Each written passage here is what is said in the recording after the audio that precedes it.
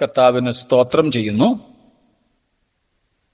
നമ്മുടെ അകൃത്യങ്ങളുടെ ബാഹുല്യത്തെ തൻ്റെ കൃപയുടെ ബാഹുല്യത്താൽ ക്ഷമിച്ചു തന്ന തൻ്റെ പുത്രനായ ക്രിസ്തുവിൻ്റെ നീതി നമ്മുടെ പേരിൽ കണക്കിട്ട നീതിമാനും അശുദ്ധനെ നീതീകരിക്കുന്നവനുമായ പിതാവായ ദൈവത്തിന് ഞാൻ സ്തോത്രം അർപ്പിക്കുമ്പോൾ തന്നെ നമ്മുടെ പാപങ്ങൾക്ക് തന്നെത്താൻ വീണ്ടെടുപ്പായി അർപ്പിച്ച ദൈവപുത്രന്റെ നാമത്തിലുള്ള സ്നേഹവും വന്ദനങ്ങളും അറിയിക്കുന്നു. ഒരുമിച്ച് നൽകപ്പെടുന്ന കൂട്ടായ്മയ്ക്കായി ദൈവത്തിന് സ്തോത്രം. 2 ദിവസങ്ങൾ നമുക്ക് കൂടി വരുവാൻ സാധിക്കാതെ പോയി. വെള്ളിയും ശനിയും. വീണ്ടും നമുക്ക് ഇന്ന് ഒരുമിച്ച് കൂടുവാൻ കർത്താവ് സഹായിച്ചല്ലോ. ഈ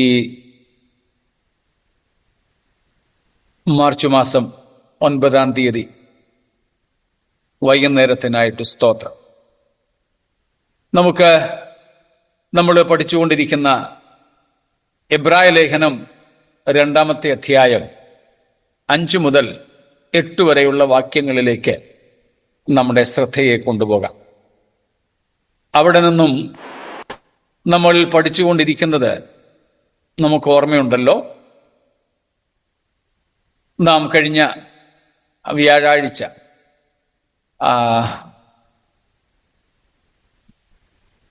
ബുധനാഴ്ച രാത്രിയിൽ നമ്മൾ പഠിച്ച ബുധനാഴ്ച 4-ാം തീയതി രാത്രി അതിനുശേഷം 3 ദിവസമായി നമ്മൾ പഠിച്ചത് ആ ഭാഗങ്ങൾ മനുഷ്യനെ കുറിച്ച് പറയുന്ന ഭാഗങ്ങളാണെന്നാണ്. നമുക്കൊന്ന് വായിച്ചുകൊണ്ട് തുടരാമല്ലോ. For it was not to angels that God subjected the world to come, of which we are speaking. It has been testified somewhere, what is man that you are mindful of him, or the son of man that you care for him? You made him for a little while lower than the angels. You have crowned him with glory and honor, putting everything in subjection under his feet. Now, in putting everything in subjection to him, he left nothing outside his control. At present, we do not yet see everything in subjection to him. Praise God. നമ്മൾ നേരത്തെ പഠിച്ചതുപോലെ യേശുക്രിസ്തുവിൻ്റെ ദൂതന്മാരുടെ മേലുള്ള പരമാധികാരത്തെ, ദൂതന്മാരെക്കാൾ യേശുക്രിസ്തുവിൻ്റെ ശ്രേഷ്ഠതയെ 1-ാം അധ്യായത്തിൽ 4-ാം വാക്യം മുതൽ കണ്ടു. ഇനിയും 2-ാം അധ്യായം 9 മുതൽക്കുള്ള വാക്യങ്ങളിലും നാം യേശുക്രിസ്തുവിനെയും ദൂതന്മാരെയും കൂടെയുള്ള ഒരു താരതമ്യത്തിൽ കാണുന്നുമുണ്ട്. അതിനിടയിലാണ് ഈ 5 തൊട്ട് 8 വരെയുള്ള വാക്യങ്ങളിൽ ആദാമ്യവർഗത്തെപ്പറ്റി പറയുന്നത്, നമ്മെപ്പറ്റി. അവിടെ 8-ാം സങ്കീർത്തനത്തിലെ വാക്യങ്ങൾ ഉദ്ധരിച്ചുകൊണ്ട് സെപ്റ്റ്വജിന്റ് അഥവാ പഴയ നിയമത്തിന്റെ ഗ്രീക്ക് തർജ്ജമയുടെ അടിസ്ഥാനത്തിൽ ഇവിടെ ഉദ്ധരണി നൽകിയിരിക്കുകയാണ് അപ്പോസ്തലൻ. ദൈവം മനുഷ്യനെ സൃഷ്ടിച്ചത്, മനുഷ്യന് ലഭിപ്പാൻ പോകുന്ന പദവി, ഇവയൊക്കെ അവിടെ നാം കാണുന്നു. അതിൻ്റെ പല ഭാഗങ്ങൾ നമ്മൾ കണ്ടു. മനുഷ്യൻ ദൈവ സൃഷ്ടിയാണെന്നും സൃഷ്ടികളിൽ മണിമകുടമാണെന്നും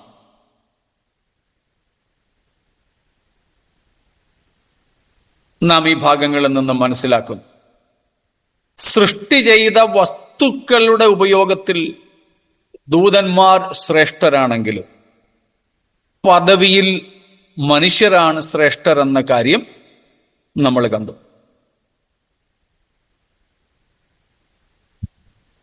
ദൂതന്മാരും രക്ഷിക്കപ്പെടുന്നവരും അല്ലെങ്കിൽ രക്ഷിക്കപ്പെട്ടവരും ഒക്കെ തമ്മിലുള്ള കാര്യങ്ങൾ നമ്മൾ ഇതിനോടകം പഠിച്ചു കഴിഞ്ഞതാണല്ലോ. ഇന്ന് നമുക്ക് ആ ഭാഗത്തു നിന്നും കഴിഞ്ഞ ദിവസങ്ങളിൽ ചോദ്യങ്ങളും വന്നതുപോലെ നമ്മൾ പല പ്രാവശ്യം പറഞ്ഞതുപോലെ ദൈവസ്വരൂപം, ദൈവസാദൃശ്യം എന്ന വിഷയത്തെക്കുറിച്ച് ഒന്ന് ഓടിച്ചു നോക്കാം. ഇതൊരു ദൈവശാസ്ത്രപരമായ പഠനത്തിലേക്കല്ല നമ്മൾ പോകുന്നത്. ഒരു വിമർശനാത്മകമായ പഠനമോ വേദശാസ്ത്രപരമായ പഠനമോ അല്ല. ഒരു സാധാരണ വിശ്വാസി, വേദപുസ്തക വിശ്വാസി എന്ന നിലയിൽ നമുക്ക് വേദപുസ്തകത്തിൽ നിന്നും തെളിഞ്ഞു കിടക്കുന്ന ചില കാര്യങ്ങൾ ഒന്ന് മനസ്സിലാക്കാനുള്ള ശ്രമം മാത്രമാണ്. ഇതിനെ അതല്ലാതെ ഒരു സ്കോളർലി സ്റ്റഡിയായിട്ട് കാണേണ്ടതില്ല. ആ നിലയിലേക്ക് നമ്മൾ പോകുന്നില്ല. അത് ബൈബിൾ സ്കൂളുകളിൽ വേദവിദ്യാർത്ഥികൾ നടത്താറുണ്ട്. തീസീസ് എഴുതാറുണ്ട്, അസൈൻമെന്റ്സ് എഴുതാറുണ്ട്, പരീക്ഷയ്ക്ക് ചോദിക്കാറുണ്ട്, ഡിബേറ്റ്സ്, സംവാദങ്ങൾ അതേ സംബന്ധിച്ച് ബൈബിൾ സ്കൂളുകളിലും പഠനാത്മകമായിട്ട് നടത്താറുണ്ട്.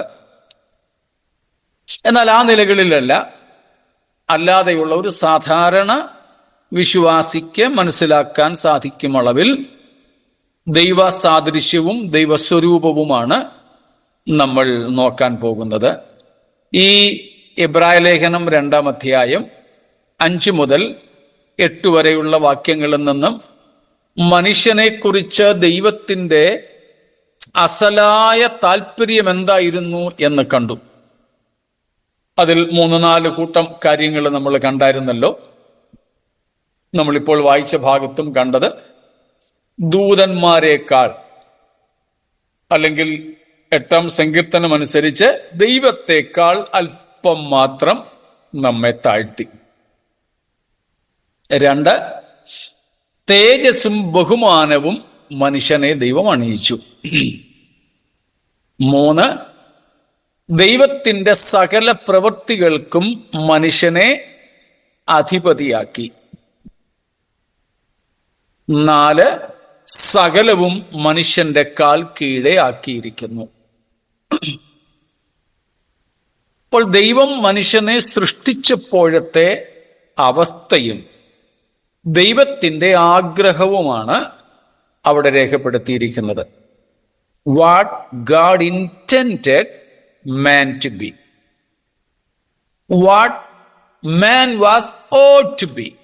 മനുഷ്യൻ എന്തായിരിക്കണമായിരുന്നു, എന്തായിരിക്കണമെന്ന് ദൈവം ആഗ്രഹിച്ചിരുന്നു. എന്തായിട്ടാണ് ദൈവം അവനെ സൃഷ്ടിച്ചത്, അവന്റെ സൃഷ്ടിപ്പിൽ അവൻ എങ്ങനെയായിരുന്നു എന്ന കാര്യങ്ങളാണ് ആ ഭാഗങ്ങളിൽ പറഞ്ഞിരിക്കുന്നത്. അതിനെല്ലാം കൂടെ ചേർത്താണ് ഉൽപ്പത്തി 1:26 നമ്മൾ കാണുന്നത്. ജെനസിസ് 1:26 പരിചയമുള്ളതാണെങ്കിലും ഒന്നും കൂടെ വായിക്കാം. Then God said, "Let us make man in our image, after our likeness, and let them have dominion over the fish of the sea, and over the birds of the heavens, and over the livestock, and over all the earth, and over every creeping thing that creeps on the earth." This is the plan of God. A conversation within the Holy Trinity before creating man. മനുഷ്യനെ സൃഷ്ടിക്കുന്നതിന് മുമ്പ് പരിശുദ്ധ തൃത്വം തമ്മിൽ സംസാരിച്ച കാര്യമാണ് 26-ാം വാക്യം. അന്ന് സൃഷ്ടി നടന്നിട്ടില്ല, സൃഷ്ടിപ്പിനുള്ള പദ്ധതിയാണ്. അത് കഴിഞ്ഞ കാല നിത്യതയിൽ എപ്പോഴാണെന്ന് നമുക്കറിയില്ല. അത് കഴിഞ്ഞ കാല നിത്യതയായതുകൊണ്ട് തന്നെ ഒരു സമയം തീരുമാനിക്കുക ഭോഷത്വവുമാണ്. അതിനുള്ള ശ്രമമേ നമുക്ക് വേണ്ട.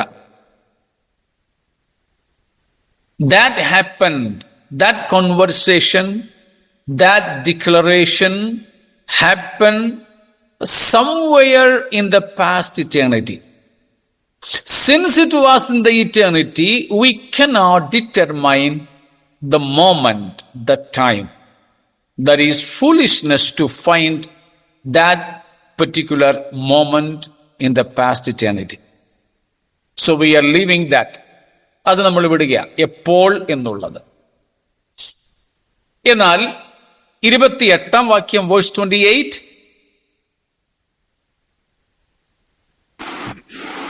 ദൈവം അവരെ അനുഗ്രഹിച്ചു.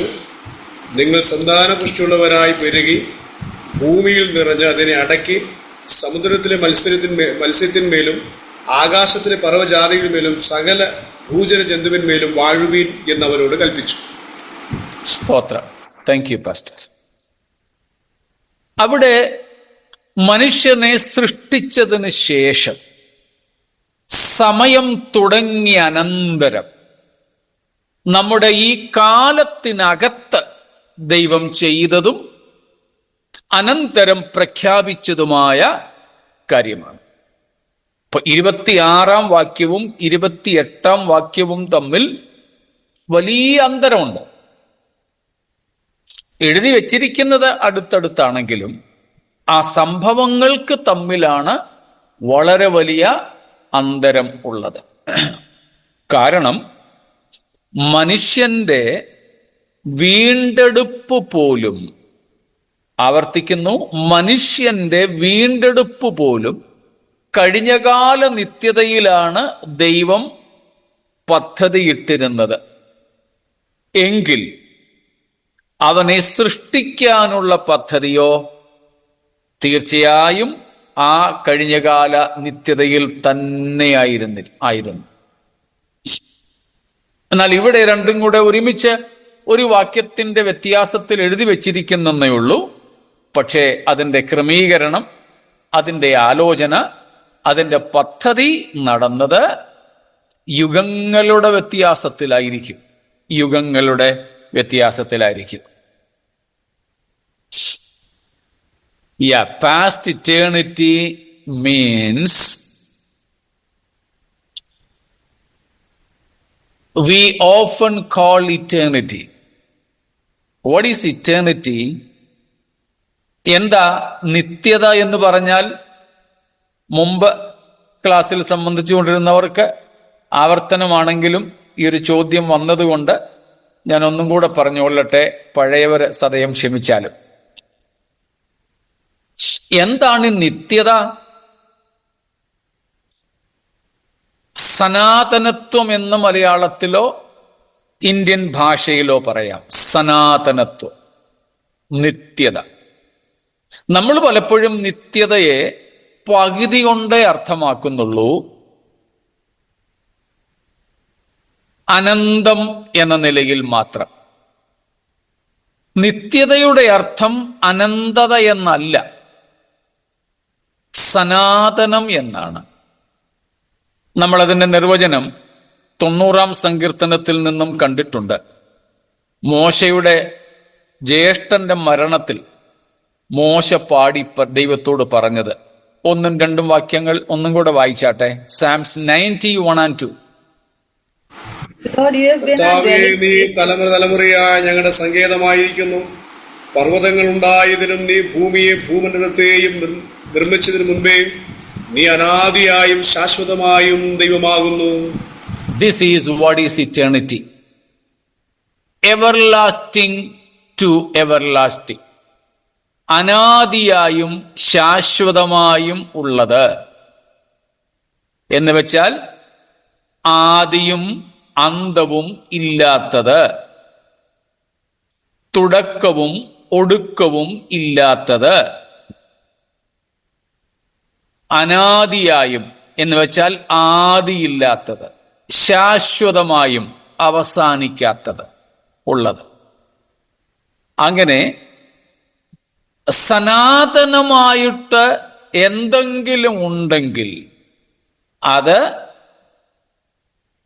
സ്രഷ്ടാവായ ദൈവമല്ലാതെ മറ്റൊന്നുമില്ല. കാരണം നമ്മൾ പഠിച്ചിട്ടുണ്ട്, സൃഷ്ടികൾക്കെല്ലാം തുടക്കമുണ്ട്.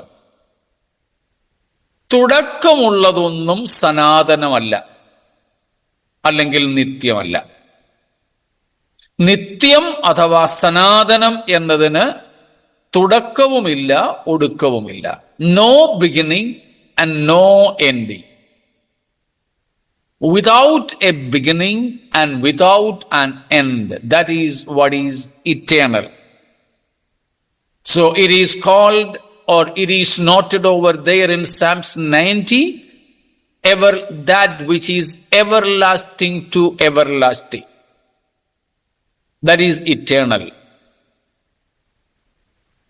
If something or someone is there eternal, that is not a creation, because anything created has a beginning, and therefore anything that has a beginning cannot be eternal. Only God, the Creator, is the one who is without a beginning, because He is not a creation. Everything else is created things or created beings, and therefore all of them have beginning, and therefore they cannot be eternal. ദൈവമൊഴികെ ബാക്കി ഉള്ളവയെല്ലാം ഉള്ളവരല്ല, സൃഷ്ടിക്കപ്പെട്ടവയാകയാൽ അവയ്ക്കെല്ലാം ആരംഭമുണ്ട്, തുടക്കമുണ്ട്. തുടക്കമുള്ളതൊന്നും നിത്യമാകില്ല. അനന്തമാകാം, പക്ഷേ അത് നിത്യതയുടെ പകുതി ഭാഗമേ ആകുന്നുള്ളൂ. അങ്ങനെ ദൈവം മാത്രമാണ് നിത്യൻ അഥവാ സനാതനൻ. അങ്ങനെ ദൈവം ഉണ്ടായിരുന്ന കാലം മുതൽ ഉണ്ടായിരിക്കുന്ന കാലം വരെയുള്ള കാലത്തെയും നമുക്ക് നിത്യത എന്ന് വിളിക്കാം. ദൈവത്തോടുള്ള ബന്ധത്തിൽ, in relation with God, the very time of God's existence is what is eternity. Eternal is God alone, and eternity is the time God is existent. ദൈവം മാത്രമാണ് നിത്യൻ. ദൈവത്തിൻ്റെ അസ്തിത്വത്തെ നിത്യത എന്ന് വിളിക്കുന്നു. ദൈവത്തിൻ്റെ ആസ്തികതയുടെ കാലത്തെ. കാലം എന്ന് പറയുന്നത് ശരിയല്ലെങ്കിലും നമുക്ക് മനസ്സിലാക്കാൻ ആ പദം ഉപയോഗിച്ചേ പറ്റൂ. അതുകൊണ്ട് നമ്മൾ ദൈവത്തിൻ്റെ അസ്തിത്വത്തിൻ്റെ സമയം അഥവാ കാലത്തെയാണ് നിത്യത എന്ന് വിളിക്കുന്നത്. അതിനെന്തില്ല? തുടക്കവുമില്ല, അവസാനവുമില്ല. എന്നാൽ ആ ദൈവം എന്ത് ചെയ്തു? ആദിയിൽ, in the beginning of what? Beginning of time. നിത്യതയെ ദൈവം രണ്ടായിട്ട് വെട്ടിമുറിച്ചു. God partitioned this beginningless and endless eternity into two parts, and the former is called past eternity and the latter future eternity. We are waiting for the future eternity, where we will reign with our eternal God forever and forever. ദൈവം ഈ തുടക്കവും ഒടുക്കവും ഇല്ലാത്ത നിത്യതയെ രണ്ടായിട്ട് വെട്ടിമുറിച്ചു. അതിൽ ആദ്യത്തെ ഭാഗത്തെ വിളിക്കുന്ന പേരാണ് കഴിഞ്ഞകാല നിത്യത, മുൻകാല നിത്യത. അനാദികാലം എന്നൊക്കെ. അതിന്റെ രണ്ടാം ഭാഗത്തെ വിളിക്കുന്നതാണ് ഭാവികാല നിത്യത, വരുംകാല നിത്യത, അനന്തത എന്നൊക്കെ. അപ്പോൾ ദൈവം മനുഷ്യ സൃഷ്ടിയെ രൂപകൽപ്പന ചെയ്തത്, വീണ്ടെടുപ്പിനെ രൂപകൽപ്പന ചെയ്തത്, അല്ലെങ്കിൽ ദൈവത്തിന്റെ പദ്ധതികളെയും രൂപകൽപ്പന ചെയ്തത് എപ്പോഴായിരുന്നു? Past eternity. സമയത്തിന് ശേഷം, അതായത് ഉൽപ്പത്തി 1 നമ്മൾ വായിക്കുന്ന ആദിയിൽ എന്ന തുടക്കത്തിന് ശേഷമല്ല ദൈവം ദൈവത്തിന്റെ ഒരു പദ്ധതിയെയും ആവിഷ്കരിച്ചത്, പദ്ധതിയിട്ടത്. All the purposing and plannings of God happened in the past eternity. God did not plan anything after Genesis 1:1 in the beginning. After the beginning of time, God did not plan anything. All the plannings of God occurred in the past eternity before the beginning of the time in Genesis 1:1. And we cannot measure that past eternity because that doesn't have a beginning. Just as God has a beginning. അപ്പോൾ ദൈവം പദ്ധതിയിട്ടത് മുഴുവനും, എന്തിനെ കുറിച്ചൊക്കെ പദ്ധതിയിട്ടോ അത് മുഴുവനും ദൈവം ചെയ്തത് ഉൽപ്പത്തി 1 മുൻപാണ്. ഉൽപ്പത്തി 1 മുൻപാണ്. തുടക്കങ്ങൾക്കും മുമ്പേ, ആദിക്കും മുമ്പേ. അതാണ് അനാദി. ആ അനാദിയിലാണ് ദൈവം സകല പദ്ധതികളും ഒരുക്കിയത്. അതിനെ ലോകസ്ഥാപനത്തിന് മുൻപേ എന്ന് ചില ഭാഗങ്ങളിൽ വിളിക്കുന്നുണ്ട്. ഉദാഹരണം എഫേസ്യർ 1:4. സകല സൃഷ്ടിക്കും മുൻപേ എന്ന് മറ്റു ചിലയിടത്ത് വിളിക്കുന്നു. ഉദാഹരണത്തിന് 1 കൊരിന്ത്യർ 2:7. സകല കാലത്തിനും മുമ്പേ എന്ന് മറ്റു ചിലയിടത്ത് വിളിക്കുന്നു. ഉദാഹരണത്തിന് തീത്തോസ് 1:2. ഇങ്ങനെ പല പേരുകൾ അതിനുണ്ട്. ലോകസ്ഥാപനത്തിന് മുമ്പേ, അനാദിയിൽ. Pastor, can you please repeat the references? ലോകസ്ഥാപനത്തിന് മുമ്പേ എഫേഷ്യൻസ് 1:4, എഫേസ് ലേഖനം 1:4. വേറെ പല ഭാഗങ്ങളുണ്ട്. ഓരോന്ന് മാത്രം പറയുന്നേ ഉള്ളൂ. അവിടെ പൗലോസ് പറയുന്നു, നാം തന്റെ സന്നിധിയിൽ വിശുദ്ധരും നിഷ്കളങ്കരും ആകേണ്ടതിന് പിതാവായ ദൈവം പ്രിയപുത്രനായ യേശുക്രിസ്തുവിൽ നമ്മെ എപ്പോൾ തിരഞ്ഞെടുത്തു എന്നാണ്? Before the foundation of the world. Before the foundation of the world. Yes, all these are other names for past eternity. ലോകസ്ഥാപനത്തിന് മുമ്പേ നമ്മെ പ്രിയനായവനിൽ തിരഞ്ഞെടുത്തു. 1 Corinthians 2:9. 1 കൊരിന്ത്യർ 2:7 എടുത്തെങ്കിൽ ഒരാൾ വായിച്ചാട്ടെ, ഇല്ലെങ്കിൽ ഞാൻ പറഞ്ഞോളാം.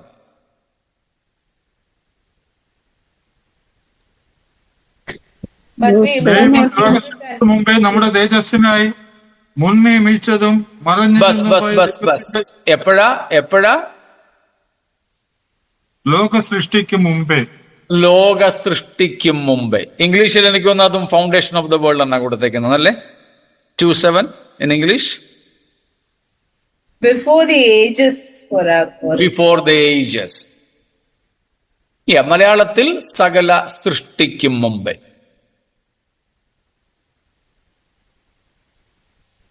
എഫേസ്യ ലേഖനം 3:9, എഫേഷ്യൻസ് 3:9,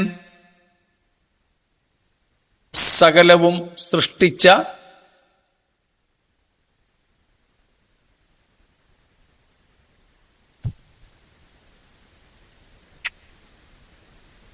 കിട്ടിയില്ലേ? സകലവും സൃഷ്ടിച്ച ദൈവത്തിൽ അനാദികാലം മുതൽ മറഞ്ഞുകിടന്ന അനാദികാലം മുതൽ മറഞ്ഞു കിടന്ന. ഇംഗ്ലീഷിലോ അതും ബിഫോർ ദി ഏജസ് എന്നാണോ? Which from the beginning of the ages. Beginning of the ages. അനാദികാലം മുതൽ മറഞ്ഞു കിടന്ന ദൈവവ്യവസ്ഥയുടെ മർമ്മം.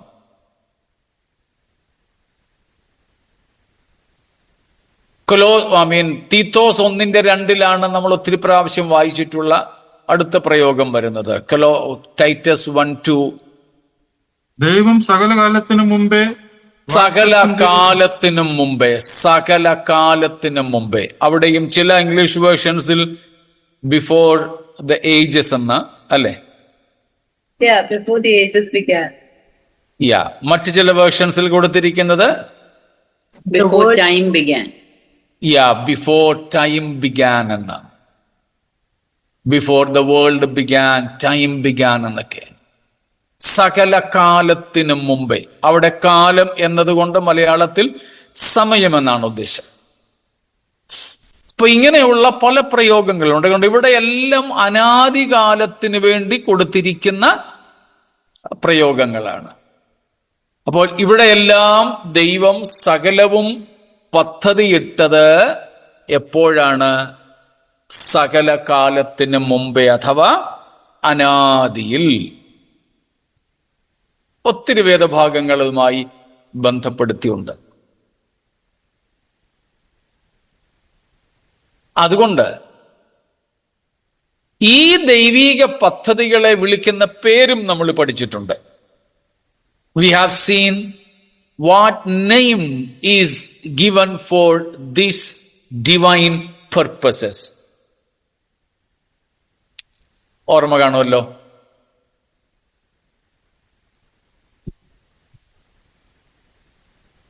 മറന്നുപോയോ? എന്നാൽ എഫേസ്യർ 3:11, എഫേഷ്യൻസ് 3:11.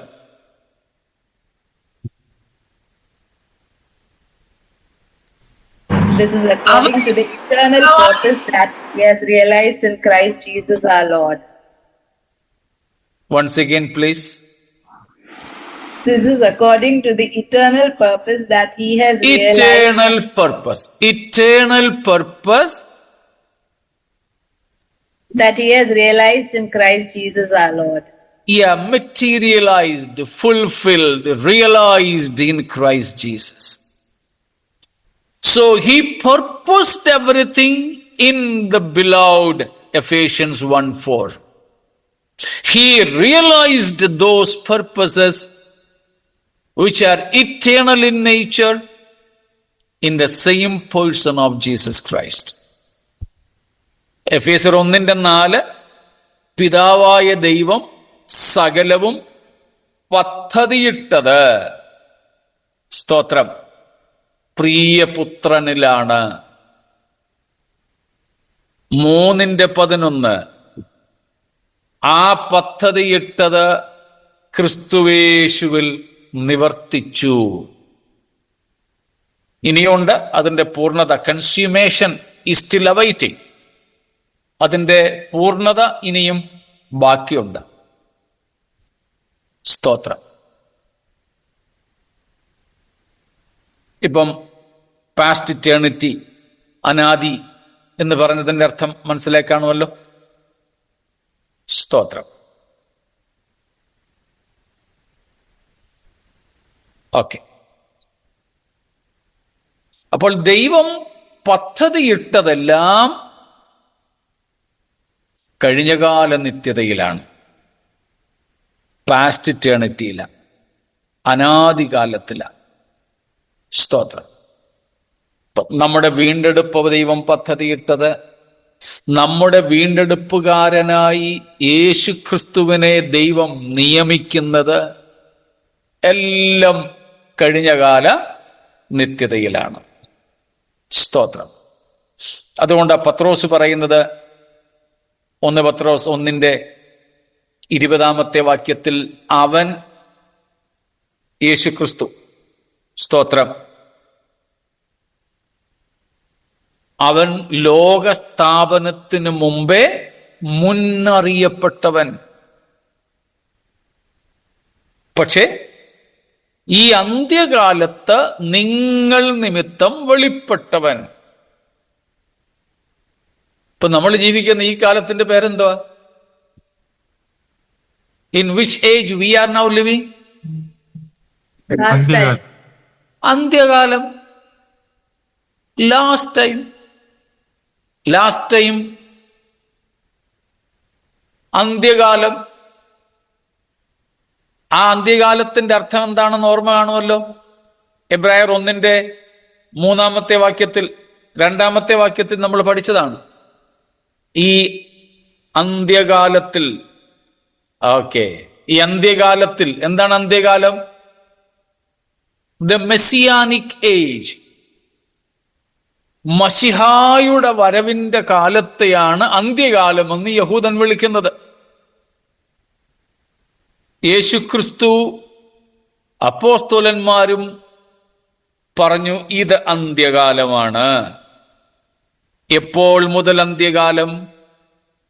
യേശു മശിഹ ജഡത്തിൽ വെളിപ്പെട്ട കാലത്തെയാണ് അന്ത്യകാലമെന്ന് വിളിക്കുന്നത്. നമ്മൾ ആ കാലത്തിലാണ് ജീവിക്കുന്നത്. അന്ത്യകാലത്തിന് ലോകാവസാന നാളെന്നല്ല അതിന് അർത്ഥം. അതുണ്ട്. എന്നാൽ അതിനേക്കാൾ അന്ത്യകാലത്തിന്റെ വേദപുസ്തകാർത്ഥം മശിഹ ജഡത്തിൽ വെളിപ്പെട്ട കാലം എന്നാണ്. മശിഹ ലോകത്തിൽ വന്ന കാലം, മശിഹൈക യുഗത്തിനാണ് അന്ത്യകാലമെന്ന് വിളിക്കുന്നത്. അത് യേശുക്രിസ്തുവിന്റെ ലോകത്തിലെ ജനനത്തോടുകൂടെ, ജഡധാരണത്തോടുകൂടെ ഉദ്ഘാടനം ചെയ്യപ്പെട്ടു. ആ കാലം ഇന്നും തുടരുകയാണ്. എത്ര കാലം തുടരും എന്ന് നമുക്കറിയില്ല. എത്രയും വേഗം ഇത് അവസാനിക്കും എന്ന് നമുക്ക് ബോധ്യമുണ്ട്. സ്തോത്രം.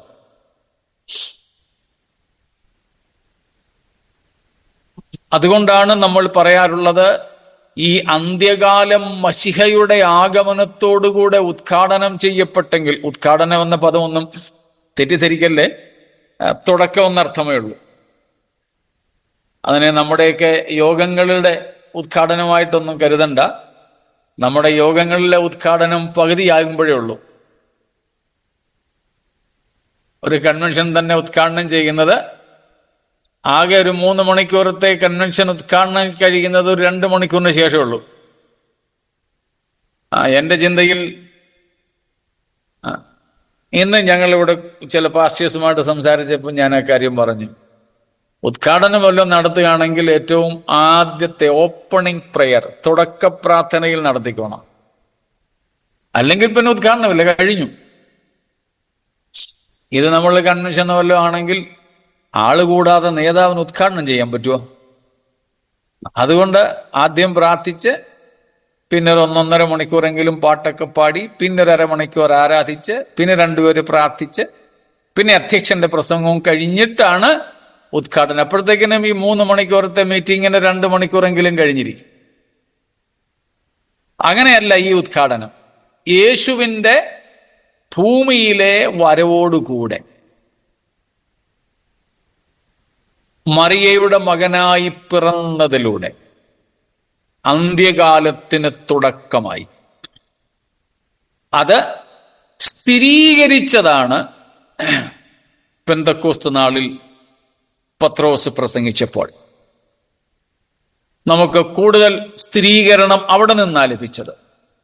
എന്നാൽ അതേ പത്രോസ് അപ്പോസ്തല പ്രവൃത്തികൾ 2-ാമത്തെ അധ്യായത്തിൽ യോവേൽ പ്രവചനമെടുത്ത് ഇത് അന്ത്യകാലമാണ് എന്ന് പറഞ്ഞ അതേ പത്രോസ്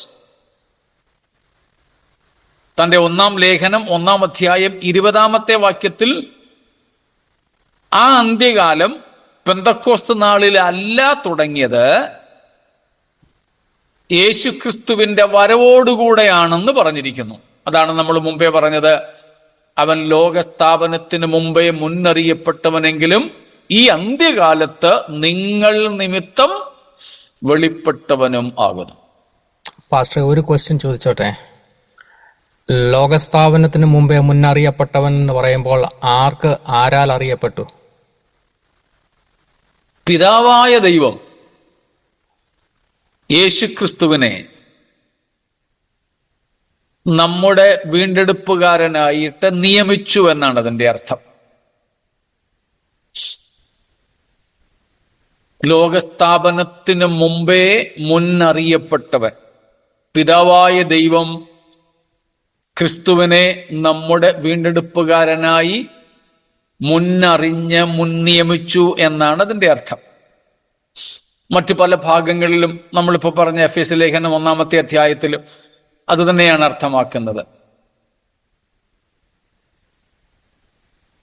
അപ്പോ വെളിപ്പാട് പുസ്തകം 13:8 നമ്മൾ ആ ഭാഗങ്ങൾ വെളിപ്പാട് പുസ്തകം പഠിച്ചപ്പോൾ കണ്ടായിരുന്നല്ലോ. ലോകസ്ഥാപനം മുതൽ അറുക്കപ്പെട്ട ദൈവകുഞ്ഞാട്. അപ്പോൾ ദൈവത്തിന്റെ പദ്ധതിയിൽ അങ്ങനെ ക്രിസ്തുവിനെ പ്രഖ്യാപിച്ചു. 40-ാം സങ്കീർത്തനം 6-ാം വാക്യം മുതലുള്ളതും നമുക്ക് പരിചയമുണ്ട്. അതേ ഭാഗങ്ങൾ നമ്മളിപ്പോൾ പഠിക്കുന്ന എബ്രായ ലേഖനം 10-ാം അധ്യായത്തിൽ എടുത്തെഴുതിയിട്ടുമുണ്ട്.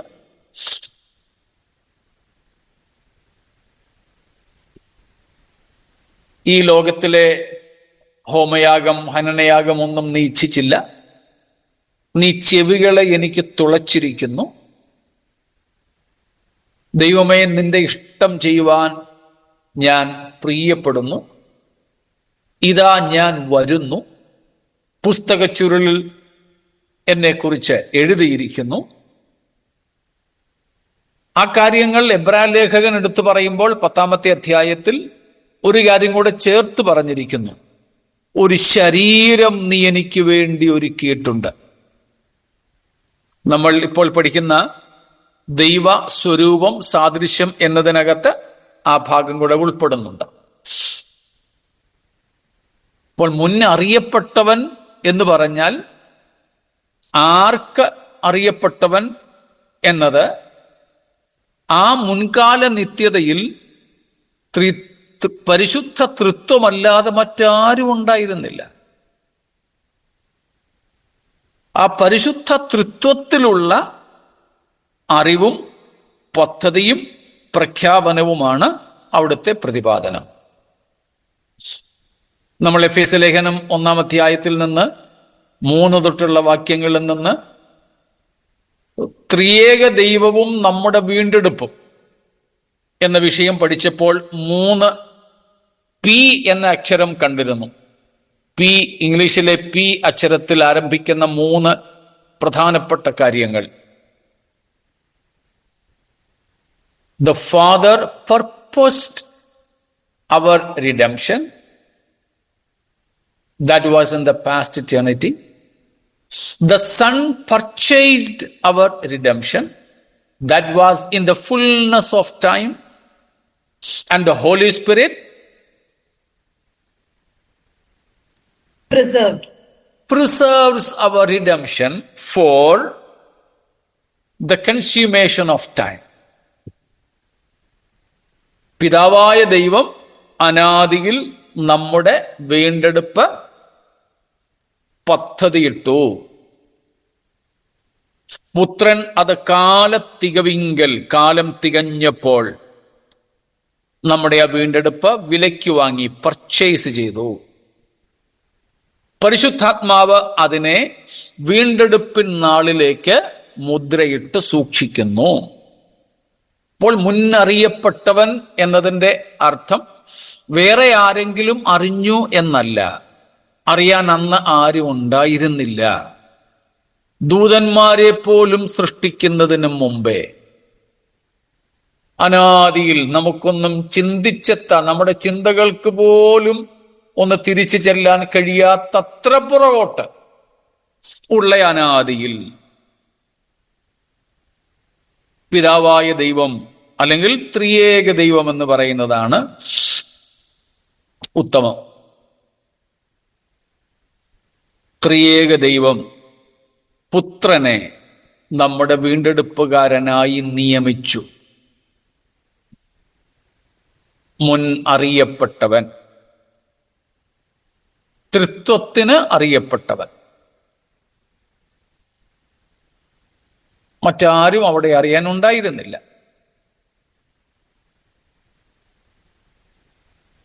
അതേ സംബന്ധിച്ച ഏറ്റവും ആദ്യത്തെ പ്രവചനവും വാഗ്ദത്തവും നമ്മൾ പഠിച്ചിട്ടുണ്ട് ഉൽപ്പത്തി 3:15. അത് മനുഷ്യന്റെ സൃഷ്ടിക്കൊക്കെ ശേഷമായി, എത്രയോ വർഷങ്ങൾക്ക് ശേഷമാകാം. ചിലപ്പോൾ ബില്യൺസ് ഓഫ് ഇയേഴ്സ് കഴിഞ്ഞ് കാണാം. ദൈവം ഇത് പദ്ധതി ഇട്ടിട്ട് കോടിക്കണക്കിന് വർഷങ്ങൾക്ക് ശേഷമാകാം ഉൽപ്പത്തി 3:15 ദൈവം പരസ്യമായിട്ട് പ്രഖ്യാപിക്കുന്നത്. അന്ന് മാത്രമേ സൃഷ്ടിക്ക് ഇത് അറിയായി വന്നുള്ളൂ. എന്നിട്ടും വ്യക്തതയോടെ അറിയായി വന്നിരുന്നില്ല എന്ന് നമുക്ക് മനസ്സിലാക്കാം. അപ്പോൾ സകല സൃഷ്ടിക്കും മുമ്പേ അല്ലെങ്കിൽ ലോക സ്ഥാപനത്തിനു മുമ്പേ മുന്നറിയപ്പെട്ടവൻ എന്നത് അറിഞ്ഞത് ത്രിയേക ദൈവം മാത്രമേ ഉള്ളൂ. നിയമിതൻ. അതിനൊക്കെ ശേഷമാണ് ദൈവം പ്രപഞ്ച സൃഷ്ടി നടത്തുന്നത്, മനുഷ്യ സൃഷ്ടി നടത്തുന്നത്.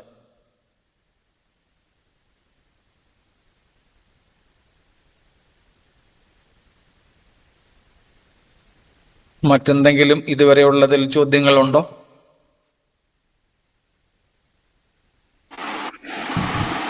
പാസ്റ്റർ, ഒരു സംശയം. ഇവിടെ ഒരു വ്യക്തി പഠിപ്പിക്കുകയാണ്, ഒരു വിശ്വാസി പഠിപ്പിക്കുക, ഒരു പ്രത്യേക ഒരു ഗ്രൂപ്പാണ്. ഈ ഉൽപ്പത്തി 1 പറഞ്ഞില്ലേ, വരുവിൻ നമുക്ക് മനുഷ്യനെ സൃഷ്ടിക്കാമെന്ന് ത്രിത്വം സംസാരിച്ചില്ലേ? ഇത് മൂന്ന് ആയതുകൊണ്ടാണ് സംസാരിക്കുന്നത് പറയുന്നത്. മൂന്ന് ആയതുകൊണ്ടാണ്. അപ്പം എൻ്റെ സംശയം, മൂന്ന് ആയതുകൊണ്ടാണോ 3 ഒന്നായതുകൊണ്ടാണോ സംസാരിച്ചത്? ഏതാ? ത്രിത്വം അല്ലെങ്കിൽ ശരിയായിട്ടുള്ള പ്രയോഗം ത്രിയേകത്വം എന്നുള്ളതാണല്ലോ. ഇപ്പൊ നമ്മുടെ എല്ലാം വിശ്വാസ പ്രമാണങ്ങളിലും അക്കാര്യം വ്യക്തമാക്കിയിട്ടുണ്ട്. ഒരു കാലത്ത് ത്രിത്വത്തെ സംബന്ധിച്ച് ഭയങ്കര ചൂടുപിടിച്ച ചർച്ചകളും വാദങ്ങളും നടന്നപ്പോഴും ഇതായിരുന്നു ഒരു പ്രധാന വിഷയം. One God and 3 persons. ഏക ദൈവത്വത്തിൽ 3 ആളുകൾ. ചിലർ അതിനെ ആളത്വങ്ങളെന്നും വിളിക്കുന്നുണ്ട്, തെറ്റില്ല. എന്നാൽ ചിലർ ആളത്വങ്ങൾ എന്നുള്ളതിനെ തെറ്റായിട്ട് വ്യാഖ്യാനിക്കാറുണ്ട്. അങ്ങനെയില്ല. അവിടെ ആളത്വങ്ങൾ എന്നതുകൊണ്ട് ഒരു വ്യക്തിയിൽ തന്നെ കാണുന്ന ആൾമാറാട്ടമല്ല ഉദ്ദേശിക്കുന്നത്, വ്യക്തികൾ എന്ന നിലയിൽ തന്നെയാണ്, 3 ആളുകൾ എന്ന നിലയിലാണ്. അതുകൊണ്ട് ത്രിയേകത്വത്തിന്റെ ശരിയായ നിർവചനം ഏറ്റവും ലളിതമായി പറഞ്ഞാൽ ഏക ദൈവത്വത്തിൽ തത്തുല്യരായ 3 വ്യക്തികൾ എന്നുള്ളതാണ്. പിതാവും പുത്രനും പരിശുദ്ധാത്മാവും 3 പേരാണ്, ഒരാളല്ല. എന്നാൽ ഈ 3 പേരുടെയും ദൈവത്വം, ബീയിങ് എന്ന് പറയുന്നത് ദൈവമാണ് എന്നുള്ളതാണ്. അതിലേറ്റക്കുറച്ചിലുകളില്ല. അതുകൊണ്ടാണ് 3 persons in one Godhead co-equal in everything and co-eternal. ഈ മൂന്ന് വ്യക്തികൾ, പിതാവ്, പുത്രൻ, പരിശുദ്ധാത്മാവ്, നമ്മളെ തൃത്വത്തെക്കുറിച്ചുള്ള പഠനവും നടത്തിയിരുന്നു. അന്നും ഇക്കാര്യം വ്യക്തമാക്കിയിരുന്നതാണ്. അന്നില്ലാത്ത പലരും ഇന്നുണ്ട്, അന്നുണ്ടായിരുന്ന പലരും ഇന്നില്ല. അതുകൊണ്ട് ഒന്നുകൂടെ പറയുകയാണ്, അന്നുണ്ടായിരുന്നവർക്ക് ആവർത്തനമാണെന്ന് എനിക്കറിയാം, എന്നാലും ക്ഷമിച്ചാലും. ത്രിയേകത്വത്തിൽ ദൈവം ഒന്നേ ഉള്ളൂ, ദൈവത്വവും ഒന്നേ ഉള്ളൂ. ആ ദൈവത്വത്തിൽ മൂന്ന് ആളുകൾ അഥവാ വ്യക്തികൾ ഉണ്ട്, പിതാവും പുത്രനും പരിശുദ്ധാത്മാവും. അതുകൊണ്ടാണ് അവർക്ക് തമ്മിൽ സംസാരിപ്പാൻ കഴിയുന്നത്. ക്രിസ്തു ഭൂമിയിൽ വന്നപ്പോഴും അങ്ങനെ തന്നെയായിരുന്നു. പിതാവായ ദൈവം സ്നാനസമയത്ത് സ്വർഗത്തിൽ നിന്ന് സംസാരിക്കുന്നു, പരിശുദ്ധാത്മാവ് സ്വർഗത്തിൽ നിന്ന് ഇറങ്ങി വരുന്നു, പുത്രൻ സ്നാനമേറ്റ് നിൽക്കുന്നു. മൂന്ന് ആളുകളെ നമുക്ക് വ്യതിരിക്തരായിട്ട് കാണാം, ഡിസ്റ്റിങ്ക്റ്റ് പേഴ്സൺസ്. ഇതാണ് ത്രിയേകത്വത്തിന്റെ ശരിയായ നിർവചനം അല്ലെങ്കിൽ അർത്ഥമെന്ന് പറയുന്നത്. അപ്പോൾ ഏകത്വം ദൈവത്വത്തിലാണ്, ബീയിങ്ങിലാണ്. എന്നാൽ മൂന്ന് വ്യക്തികൾ തീർച്ചയായും തൃത്വത്തിലുണ്ട്. നമ്മുടെ എല്ലാം വിശ്വാസ പ്രമാണം അങ്ങനെ തന്നെയാണ്. വി ബിലീവ്, IPCയുടെ, ചർച്ച് ഓഫ് ഗോഡിന്റെ, AGയുടെ ഒക്കെ വിശ്വാസ പ്രമാണം അങ്ങനെ തന്നെയാണ്. We believe in one God, eternally existing in three persons, namely the Father and the Son and the Holy Spirit.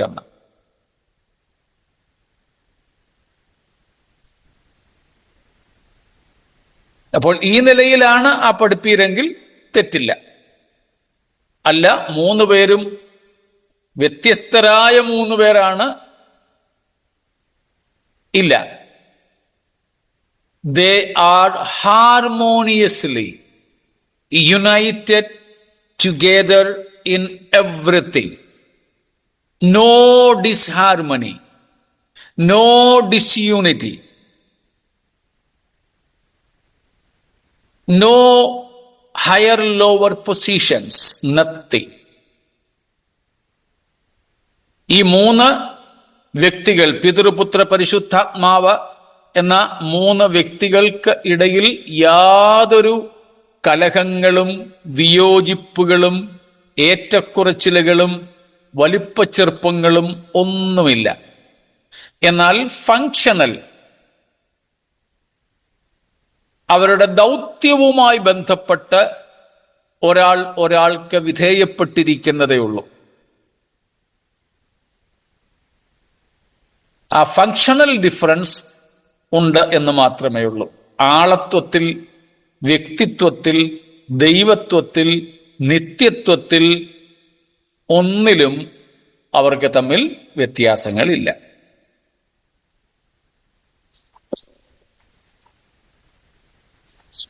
പാസ്റ്ററെ, ഒരു ചോദ്യം ചോദിച്ചോട്ടെ?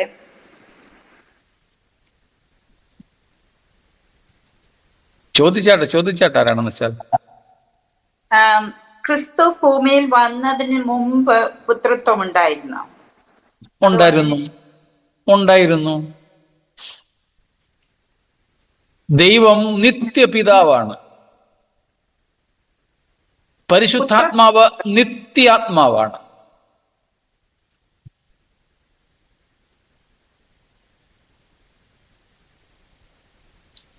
അപ്പോൾ നിത്യപിതാവായതുകൊണ്ട് പുത്രത്വവും നിത്യപുത്രത്വമാണ്. മനുഷ്യത്വം മാത്രമേ ഉള്ളൂ യേശുക്രിസ്തു ഭൂമിയിൽ വന്നത് മുതൽ തുടങ്ങിയത്. മനുഷ്യത്വം, യേശുക്രിസ്തുവിന്റെ മനുഷ്യത്വം മാത്രമേ ഉള്ളൂ ക്രിസ്തുവിന്റെ ജഡധാരണം മുതൽ തുടങ്ങിയത്. പുത്രത്വം നിത്യമാണ്. ദൈവത്തിന്റെ പിതൃത്വം നിത്യപിതാവാണ്. അങ്ങനെയാണെങ്കിൽ നിത്യത, കഴിഞ്ഞകാല നിത്യത മുതലേ ആ പിതൃപുത്ര ബന്ധമുണ്ട്. Okay, thank you. സ്തോത്രം.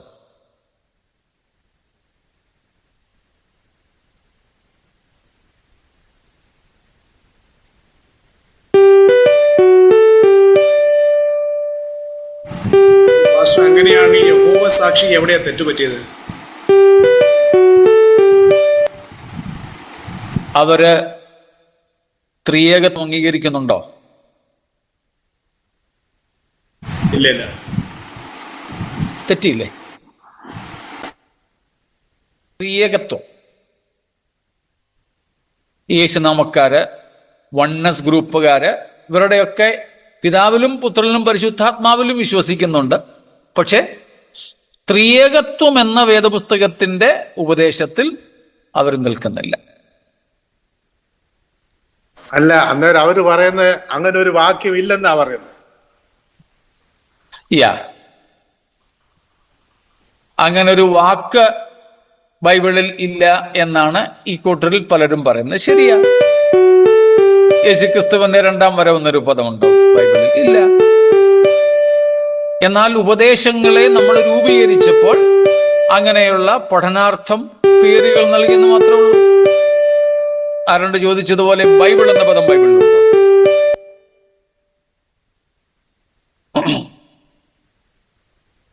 അപ്പം ആ പേര് പറയണ്ടെങ്കിൽ പറയണ്ട, പോട്ടെ. ത്രിയേകത്വം എന്ന പേര് പറയണ്ടായോ? പറയണ്ട, നമ്മളതിനെ ശഠിക്കുന്നില്ല.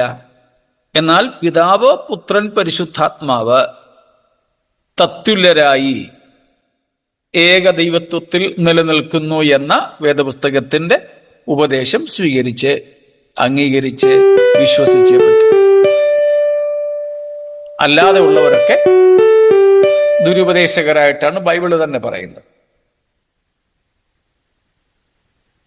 പണ്ട് യഹോവയായിരുന്നു, പിന്നെ ആ യഹോവ തന്നെ യേശുവായിട്ട് വന്നു, ആ യേശു ഇപ്പോൾ പരിശുദ്ധാത്മാവായിട്ട് വന്നു, ആ മൂന്ന് പേരും ഒന്നാണ്. ആ നിലയിലാണ് ഇങ്ങനെ ഉള്ളവർ പഠിപ്പിക്കുന്നത്. അതല്ല. നിത്യപിതാവ്, നിത്യപുത്രൻ, നിത്യാത്മാവ്.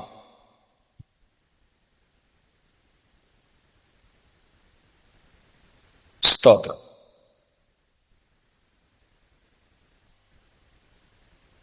ശരി, മറ്റൊരു ചോദ്യം ഇതുമായി ബന്ധപ്പെട്ട് വന്നിരിക്കുന്നത്, does the last times, that is this time and at the coming of our Lord Jesus Christ on the clouds, that time began when Christ came to this world and will continue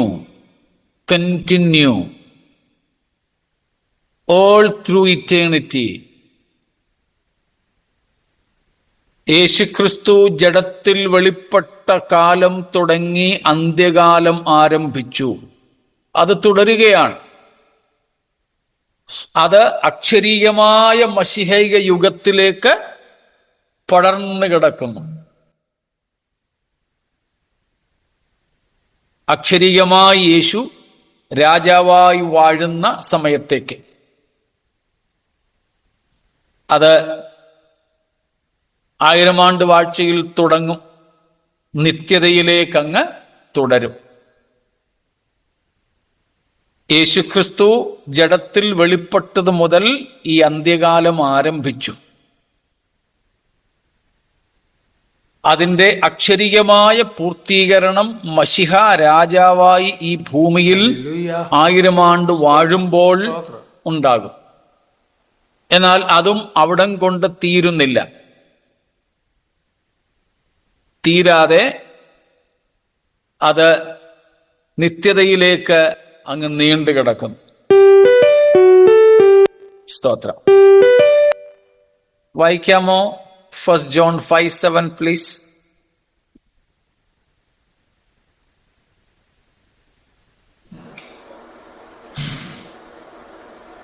ഒന്ന് യോഹന്നാൻ 5:7. For there are three that bear record in heaven, the Father, the Word, and the Holy Ghost, and these three are one. Okay. തൃത്വത്തെ സംബന്ധിച്ചുള്ള കാര്യം. സ്തോത്രം.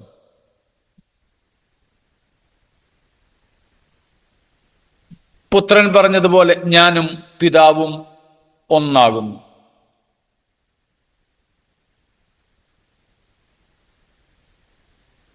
എന്നെ കണ്ടവൻ പിതാവിനെ കണ്ടിരിക്കുന്നു. സ്തോത്രം. No difference in deity, eternity, power.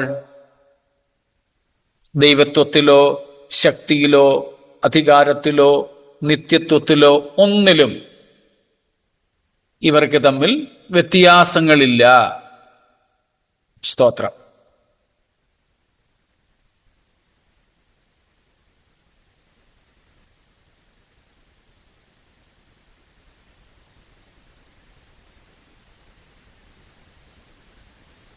നമ്മൾ തൃത്വത്തെക്കുറിച്ചുള്ള പഠനത്തിൽ നീണ്ട നാളുകൾ ഈ കാര്യങ്ങളെല്ലാം പഠിച്ചിരുന്നതാണല്ലോ.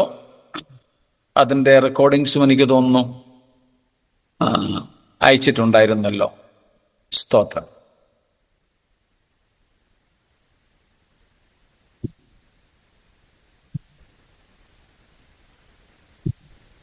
അപ്പോൾ പറഞ്ഞതനുസരിച്ച് അന്ത്യകാലം ആരംഭിച്ചു, അത് അവസാനിക്കാതെ തുടർന്നു പോകുന്നല്ലേ പറഞ്ഞത്? അതെ, മശിഹായുഗമാണ് അന്ത്യകാലം. മശിഹായുടെ യുഗം അവസാനിക്കുന്നില്ല. മശിഹ ജഡത്തിൽ വെളിപ്പെട്ടു, മനുഷ്യന്റെ രക്ഷയ്ക്ക് വേണ്ടതെല്ലാം ചെയ്തു, പരിശുദ്ധാത്മാവിനെ അയച്ചു. ഒറ്റ മിനിറ്റ് പ്ലീസ്. അപ്പൊ അന്ത്യകാലത്തിന് നേരത്തെ കർത്തൃദാസൻ പറഞ്ഞതുപോലെ തന്നെ നമുക്ക് വേദവസ്തുത്തില്ലാത്ത ഒരു വാക്ക് പോലെ തന്നെ മശിഹ യുഗം എന്ന് വേണമെങ്കിലും കൊടുത്താൽ തെറ്റല്ല എന്നർത്ഥം, ഇല്ലേ? മശിഹായുഗം എന്ന് പറഞ്ഞ യഹൂദന്മാരുടെ അന്ത്യകാലത്തിന്റെ അർത്ഥമാണ് മശിഹായുഗം. അത് മനസ്സിലാക്കാൻ അതിന്റെ അർത്ഥം നമ്മൾ പറഞ്ഞു എന്നേ ഉള്ളൂ. അന്ത്യകാലമെന്ന് യഹൂദന്മാര് പഠിച്ചു വെച്ചിരുന്ന, അല്ലെങ്കിൽ അവർ പഠിപ്പിക്കുമായിരുന്നത് ഈ മശിഹ വരുന്ന കാലത്തെക്കുറിച്ചാണ്. അതിൻ്റെ യഥാർത്ഥ അർത്ഥം നമ്മൾ പറഞ്ഞു എന്നേ ഉള്ളൂ. ബൈബിളിൽ ഇല്ലാത്തൊരു പദം എന്നതിനെ പറയണ്ട. ബൈബിളിൽ ഉള്ളതിൻ്റെ ആ പദം, അല്ലെങ്കിൽ ആ ഒരു അണ്ടർസ്റ്റാൻഡിങ്, ആ ഒരു കാര്യം പഠിപ്പിച്ചിരുന്നത് യഹൂദ മതമാണ്. ആ യഹൂദ മതത്തിൽ അന്ത്യകാലം എന്ന് അവരെ പഠിപ്പിച്ചിരുന്നത് മശിഹ വരുന്ന കാലമെന്ന, മശിഹായുടെ യുഗമെന്ന. നമ്മൾ ആ അർത്ഥം മനസ്സിലാക്കുന്നു. ആ അർത്ഥത്തിൽ നമ്മൾ പറയുന്നു, പെട്ടെന്ന് മനസ്സിലാക്കുന്നതിന് വേണ്ടി. അത് മശിഹ വന്നു, പുതിയ നിയമം നമ്മൾ അത് പഠിപ്പിക്കുകയും ചെയ്യുന്നു. അന്ത്യകാലത്ത് അവൻ വെളിപ്പെട്ടു. അതിൻ്റെ കൂടുതൽ സ്ഥിരീകരണം യോവേൽ പ്രവാചകന്റെ പ്രവചന നിറവേറ്റലിലൂടെ ഉണ്ടായി. അന്ത്യകാലത്ത് ഞാൻ സകല ജഡത്തിന്മേലും എൻ്റെ ആത്മാവിനെ പകരും. ഇപ്പൊ യഹൂദൻ അന്ത്യകാലത്തിന് മശിഹായുഗം എന്ന് വിളിച്ചുവെങ്കിൽ, നമുക്ക് പത്രോസ് അപ്പോസ്തല പ്രവൃത്തികൾ 2-ാം അധ്യായത്തിൽ പറഞ്ഞതനുസരിച്ച് അന്ത്യകാലത്തെ നമുക്ക് ആത്മാവിനെ പകരുന്ന സമയമെന്ന് വിളിക്കാം. പരിശുദ്ധാത്മാവ് സകല ജഡത്തിന്മേലും പകരപ്പെടുന്ന സമയം. അത് പെന്തക്കോസ്ത് നാളിൽ ആരംഭിച്ചു. അത് അവസാനിച്ചിട്ടില്ല, തുടരുകയാണല്ലോ. കർത്താവിന്റെ വരവ് വരെ അത് തുടരും. സഭ എടുക്കപ്പെടുന്നത് വരെ അത് തുടരും. അത് കഴിഞ്ഞാൽ ഉടൻ തന്നെ മശിഹയുടെ അക്ഷരീയ രംഗപ്രവേശമാണ്. യഹൂദന്മാര് പോലും അംഗീകരിക്കുന്ന അളവിൽ പരസ്യമായി. 1-ാം വരവിൽ യേശു മശിഹയാണെന്ന് വെളിപ്പെടുത്തിയില്ല, നേരിട്ട് പറഞ്ഞില്ല. നീ ക്രിസ്തുവോ എന്ന് ചോദിച്ചിട്ട് കർത്താവ് ലക്ഷണങ്ങൾ പറഞ്ഞുള്ളൂ. യോഹന്നാനോട് പോലും, സ്നാപകനോട് പോലും, ഒരു ക്ലോസ്ഡ് ഗ്രൂപ്പിൽ ശിഷ്യന്മാരോട് മാത്രമാണ് യേശു ക്രിസ്തുവാണെന്ന് പറഞ്ഞത്.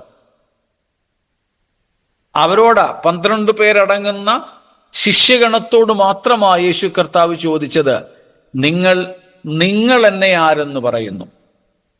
പത്രോസ് പറഞ്ഞു, നീ ജീവനുള്ള ദൈവത്തിന്റെ പുത്രനായ ക്രിസ്തു. മത്തായി 16:16. അപ്പോൾ 18-ാം വാക്യത്തിൽ യേശു പറഞ്ഞു, ജഡരക്തങ്ങളല്ല, സ്വർഗസ്ഥനായ എൻ്റെ പിതാവാണ് നിനക്കിത് വെളിപ്പെടുത്തി തന്നത്. ഇത് കർത്താവ് വെളിപ്പെടുത്തി കൊടുത്തു, മശിഹായുഗം. അപ്പം ക്രിസ്തുവാണെന്ന് പരസ്യമായിട്ട് പറഞ്ഞിരുന്നില്ല. പിശാചുക്കൾ വിളിച്ചു പറഞ്ഞപ്പോഴും മിണ്ടരുതെന്നാ പറഞ്ഞേ. സൗഖ്യമാക്കിയവരോടുമൊക്കെയും പറഞ്ഞത് ആരോടും പറയരുതെന്ന. എന്നാൽ ശിഷ്യന്മാരോട് മാത്രം ക്രിസ്തു തന്റെ സ്വത്വം താൻ ആരാണെന്ന് വെളിപ്പെടുത്തി. ഏറ്റവും ഒടുവിൽ മഹാപുരോഹിതനോടും നീ പറയുന്നത് ശരി എന്ന് പറഞ്ഞു. ശമര്യക്കാരത്തിയോടും നീ കാത്തിരിക്കുന്ന ക്രിസ്തു ഞാനാണെന്ന് പറഞ്ഞു. അങ്ങനെ ഒരു ചുരുക്കം കൂട്ടത്തോട് മാത്രമേ യേശു ക്രിസ്തുവാണെന്ന് വെളിപ്പെടുത്തിയിരുന്നുള്ളൂ. എന്നാൽ ഇനിയും വരുന്നത് ഞാൻ തന്നെ ക്രിസ്തു എന്ന നിലയില. അപ്പോഴാണ് വെളിപ്പാട് 1-ാം അധ്യായത്തിൽ നമ്മൾ പഠിച്ചതുപോലെ അവർ കുത്തിയിലേക്ക് നോക്കും. സഖറിയാവ് പ്രവചിച്ചതും വെളിപ്പാട് 1:7 പറയുന്നതും അതങ്ങനെ തുടരുകയാണ്. അതാണ് അക്ഷരീയമായി മശിഹ രാജാവായിട്ട് വാഴുന്ന സമയം. ഇതേ ഭൂമിയിൽ തന്നെ 1000 ആണ്ട് വാഴ്ചയെക്കുറിച്ച് നമ്മൾ പഠിച്ചതാണല്ലോ. ആ 1000 ആണ്ട് വാഴ്ച കഴിഞ്ഞാൽ പിന്നെ നിത്യതയിലേക്ക് അങ്ങ് കയറുന്നു.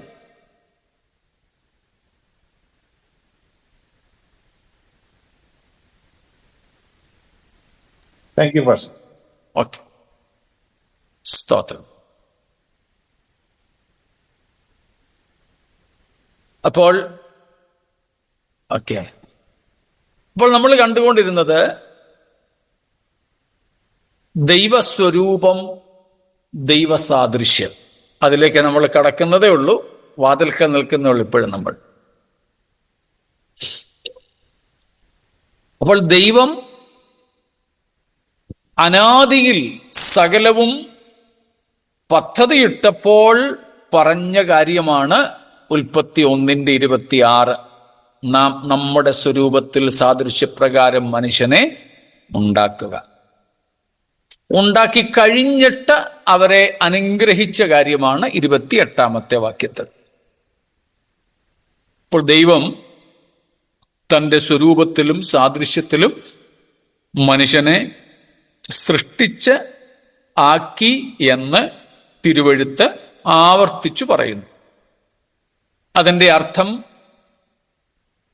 എന്താണ് എന്ന് നമുക്കൊരു സാധാരണ ക്രിസ്തുവിശ്വാസിയുടെ വേദപുസ്തക പഠിതാവിൻ്റെ ഭാഗത്ത് നിന്നുകൊണ്ട് പഠിക്കാനുള്ള ശ്രമമാണ് ദൈവാത്മാവിൽ നമ്മൾ ആശ്രയിച്ചുകൊണ്ട് ചെയ്യുന്നത്. അതിൻ്റെ ഉള്ളിലേക്ക് കർത്താവിൻ്റെ വരവ് താമസിക്കുന്നെങ്കിൽ നാളെ പ്രവേശിക്കാം. നമ്മുടെ രക്ഷയ്ക്ക് വേണ്ടി സകല കാലത്തിനും മുമ്പേ ദൈവം പദ്ധതി തയ്യാറാക്കിയതോർത്തും അതിൽ നമ്മളെയും കൂടെ ഉൾപ്പെടുത്തുവാൻ ദൈവത്തിന് പ്രസാദമായതോർത്തും ദൈവത്തിന് സ്തോത്രം. ആ അനാദി നിർണയങ്ങളുടെ പൂർത്തീകരണത്തിലേക്ക് ലോകം അതിശീഘ്രം എത്തിക്കൊണ്ടിരിക്കുന്നു. നമുക്കും അതിൽ പങ്കാളികളായി ദൈവത്തോടൊപ്പമുള്ള നിത്യതയ്ക്കായിട്ട് ഒരുങ്ങാം. ഈ വചനങ്ങളാൽ ദൈവം നമ്മെ അനുഗ്രഹിക്കുമാറാകട്ടെ.